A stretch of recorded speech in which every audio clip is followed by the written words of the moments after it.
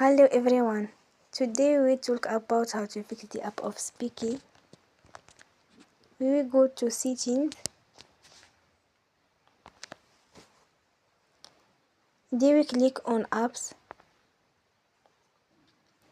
After that you will search about the app of Speaky and you will click. Then you will on force stop. After that you will go to storage. Then you will click on clear cache.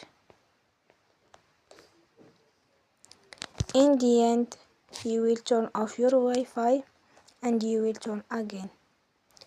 Don't forget to support us by like and subscribe. See you next time and thank you.